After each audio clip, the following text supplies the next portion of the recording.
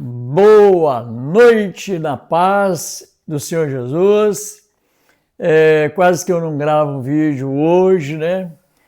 Hoje é sábado, né? E nós estamos gravando esse vídeo para dar continuidade ao vídeo de ontem, tá ok? Ficou umas coisas incompletas e eu resolvi falar delas para que complete o outro vídeo de ontem, né? Então hoje vai ser o número 2, né, desse vídeo. Eu quero já agradecer a você que tem nos acompanhado, quero agradecer pelas orações, elogios, tem muitos elogios, mas tudo é obra de Deus e Deus é quem tem me abençoado para estar aqui me alegrando com todos vocês, porque eu sei muitos estão me vendo, né? Se nós estamos aí com mais de 2.000 visualizações, 1.200, 1.300, uma coisa assim, então nós estamos atingindo aí o nosso objetivo de evangelizar o Brasil todo. Me ajudem. Como que você vai me ajudar? Dando like, né? Que quando você dá o like, o algoritmo entende que você gostou, que foi bom, aí então ele vai espalhar isso para mais lugares, para mais dos nossos estádios, né? Os nossos estados. E eu quero ver se nós também temos irmãos na Bahia, então nós queremos ver se a gente vai para a Bahia. Nós estamos mandando, tem irmãos também já que está nos acompanhando também em Campo de Goytacazes, é o outro lado do Rio de Janeiro, bem longe daqui, de Volta Redonda, ok? Então dá o seu like, compartilha e também faz a sua pergunta aí, né? Manda aí um recado para mim falando como é que estão as coisas, de onde que você está nos assistindo, para que nós possamos assim saber até onde está chegando os nossos vídeos, tá ok? Então vamos ler a palavra de Deus. Estou aqui com a Bíblia na mão, né? A palavra de Deus. Então vou ler, é uma Bíblia grande, né? Então vou ler aqui em 1 Pedro, o capítulo 3, isso mesmo, capítulo 3, de 8 a 12, né? Está escrito assim: Finalmente, sede todos de igual ânimo, compadecidos fraternalmente, amigos, misericordiosos, humildes, não pagando mal por mal ou injúria por injúria. Antes, pelo contrário, bem dizendo, pois para isso mesmo fostes chamados, a fim de receberdes bênção por herança. Pois quem quer amar a vida e ver os dias felizes, refreie a língua do mal e evite que os seus lábios falam dolosamente, coisa ruim, né? Aparta-se do mal, pratique o bem, busque a paz e empenhe-se por achá-la, porque os olhos do Senhor repousam sobre os justos e os seus ouvidos estão abertos às suas súplicas, mas o rosto do Senhor está contra aqueles que praticam males, né? O rosto do Senhor está contra aqueles que praticam males.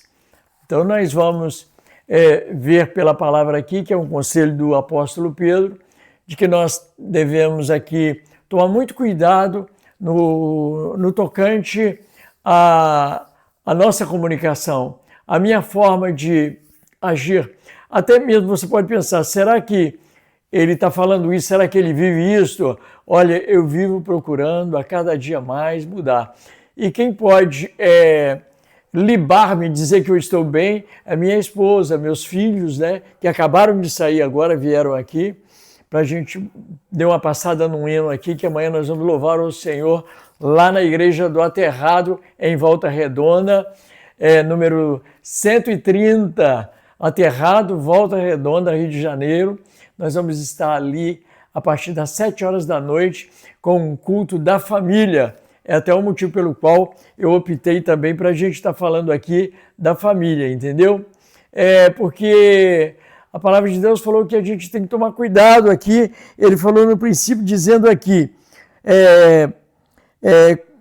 ser misericordioso, ser humilde. E também é uma coisa que nós falamos do frear a língua. Porque quando eu freio a língua, é porque eu já, aqui no cérebro, eu trabalhei isso para que não saísse daquela forma, né? Então, nós estamos dando uma continuidade do vídeo de ontem, né? O de ontem foi com 20 minutos, vamos ver se esse aqui a gente faz com menos, tá ok? Eu fiz anotações aqui, vou dar uma lida para eu lembrar, né? Uma outra coisa que nós precisamos muito é de nos examinar a nós mesmos. Porque às vezes as pessoas reclamam de nós, elas podem estar certas, mas podem estar erradas. Se elas estiverem certas, eu devo fazer um exame, certo? E outra coisa também é estimar o que... tirar aquilo que prejudica o relacionamento, né? Porque... mas principalmente o relacionamento conjugal, que é o caso onde há hoje uma discrepância, um desequilíbrio muito grande nos casamentos, que é o que nós falamos ontem. Mas uma coisa assim que precisa de haver diálogo, que é complicado ter diálogo, tá? E ter um diálogo com as coisas já fervendo e tá aquele clima que não tem mais jeito, aí é bom esperar para outro dia ou para uma outra oportunidade, porque é complicado isso, né? E nós temos, então, esses problemas que o homem pode trazer para dentro de casa, com uma falta de respeito com o filho, falta de respeito com a esposa, um homem que é muito feliz na rua, com os amigos, mas dentro de casa ele muda totalmente, ou né, mesmo uma dona de casa que não cumpre com os seus deveres, né? Chega, não tem uma janta, não tem um almoço, não tem uma toalha, não tem... Então, essas coisas todas podem trazer desequilíbrio no casamento, e isso é algo que nós temos que tomar o máximo de cuidado com essas coisas, né? Olha só o que eu li aqui, dizendo assim, né? Finalmente, sede todos de igual ânimo, compadecidos fraternalmente e amigos. Ser de mesmo ânimo. Caiu o negócio aqui, peraí. Ser do mesmo ânimo, ou ter um pensamento aproximado. Ser aquele que faz a sua autoanálise, e o outro precisa também de auto-se analisar para que vivamos bem. Porque é complicado, né? Mas é possível, Falei ontem e repito, eu estou casado há 52 anos, fora namoro, tá? 52 anos. Então, dá muito trabalho. Mas eu estou aí vivendo bem com a minha esposa, graças a Deus. Então, a gente tem os momentos nossos, nós nos conhecemos um e o outro, isso aí em todo setor da vida, tá? Sabe aquele repente? Que a pessoa tem um repente? De repente ele tem uma resposta, de repente ela tem uma resposta. E aquelas respostas, às vezes, que ao invés de esfriar o ânimo, vai fazer a coisa ferver mais. Então, eu tive que passar muitos dias pensando e me desacelerando nesses repente que a gente tem, que é o que se chama de pavio curto, né? Pavio curto, porque a pessoa não pensa e de repente... Todo mundo sabe disso, tá? Mas eu estou falando isso no vídeo para que nós possamos, pelo menos nós como evangélicos, né? Ter essa premissa de que a gente não pode trabalhar com pavio curto. Vai lá, sempre explodindo, sempre trazendo à tona aqueles problemas, né? Então, e também são aqueles problemas repetitivos que cansam, entendeu? Que já falou isso, tem 10 anos que aconteceu, a pessoa já não está fazendo aquilo mais, mas quando nós nos sentimos atacados, quem é você para falar isso comigo? Você fez isso e aquilo outro e aquilo, aí a coisa é um imbróglio. Aquela coisa que era passado volta para o presente, entra na mente e abre as gavetas daquilo que estava fechado até, ou você abre no caso da mulher, ou no caso do esposo, ou o amigo com o amigo, ou aquelas pessoas que são colegas de trabalho, ou aqueles que são conhecidos. Quem é você para falar comigo? Você não tem moral para falar comigo. Você fez isso, fez aquilo, fez aquilo outro, só para poder sobrepor sobre a pessoa e ganhar no grito.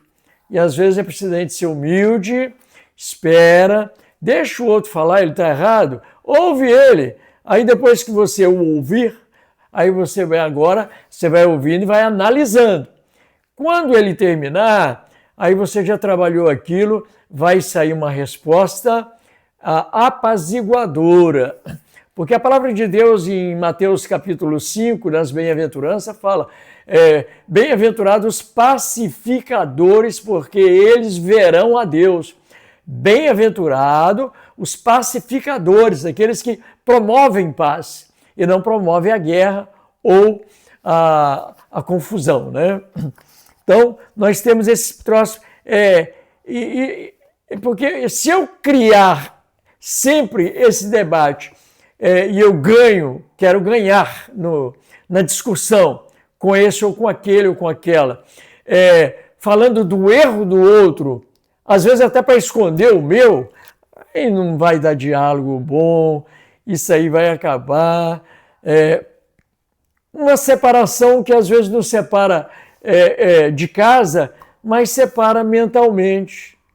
Muitos casais estão separados por causa da mulher ou por causa do homem. Estão separados. Então é preciso que o Espírito Santo entre para fazer uma obra poderosa. E a palavra de Deus, ela nos instrui em tudo para que nós possamos assim agir, né? Não resolve essas coisas e cria mais desgastes para a gente, né? E outras coisas que podem atrapalhar muito também, isso em ambas as partes, é o comodismo, pessoa muito acomodada, tem umas coisas para resolver, vai enrolando, não resolve, tem uma coisa que é para comprar, que precisa de comprar para casa, não compra, aquilo que a mulher teria que fazer que não faz, e o marido está sempre falando, mas, quer dizer, tem tempo para muitas outras coisas, então às vezes não tem para aquilo que vai unir, né, o casal. E então a gente tem que tomar muito cuidado com estas coisas, né? Uma falta de ação, uma falta de atitude, que às vezes é preciso ter uma atitude, né? Precisa ter uma atitude. O marasmo, que é uma coisa que enrola o tempo todo e não resolve aquilo, né? Aquele portão que está agarrando, aquela torneira que está pingando, aquilo que está... comprar uma carrapeta para a torneira, abrir ali e colocar ali, se não sabe, é coisa fácil de fazer, está lá pingando, está pingando. Então está gastando dinheiro aquilo ali, então a pessoa acaba aborrecendo um com o outro por causa de bobeira, né? Então, e certos tipos de intimidades e relacionamento, né? Um relacionamento da mulher que é meio, sei lá, estranho com o masculino e que o marido está reclamando, ou se é o homem que está meio estranho, que tem com muita graça, com pessoas que dá-se a impressão que não é de confiança, que eu não quero falar outra palavra, então aí isso lá fala, por que você tem que ficar desse jeito? Por que você tem que ficar daquele outro? Então, tomar cuidado com isso, ser mais acometido para que as coisas andem bem, né? Com quem eu ando, né? E tem que saber com quem a gente anda. Então, hoje em dia, não é com qualquer pessoa que podemos andar, confiar e confessar e falar coisas das quais aquela pessoa vai fazer um jornal com aquilo e daqui a pouco está todo mundo sabendo daquele negócio, vai chegar no ouvido da pessoa que é o assunto, aí vai complicar mais ainda e vai criar uma desconfiança muito grande que não vai ajudar em nada, sim? Então, nós temos assim a se render a Deus, entregar na mão de Deus as nossas vidas de maneira que Ele possa nos administrar e dirigir para que nós possamos assim ser vitoriosos. Eu vou ler novamente o trecho que eu li na Bíblia para que nós possamos meditar mais uma vez, tá ok? Vamos lá. Finalmente, sede todos de igual ânimo, compadecidos fraternamente, amigos, misericordiosos, humilde, não pagando mal com o mal ou injúria por injúria. Antes, pelo contrário, bendizendo, pois para isso mesmo foste chamados, no caso para o Evangelho, a fim de receberdes bênção por herança. Pois quem quer amar a vida e ver dias felizes, refreie a língua do mal e evite que os seus lábios falam dolosamente, né? Ou que fale palavrões.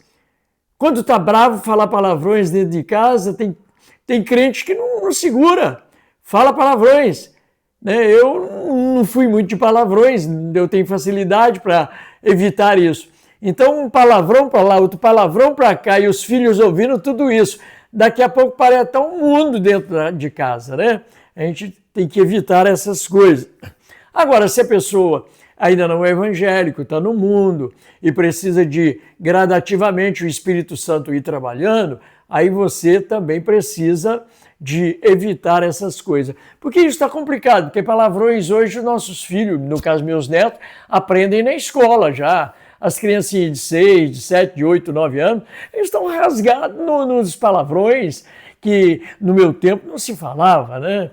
Então, a gente tem que ir já tomando cuidado com isso. Porque os olhos do Senhor repousam sobre os justos e os seus ouvidos estão abertos à sua súplica, mas o rosto do Senhor está contra aqueles que praticam males.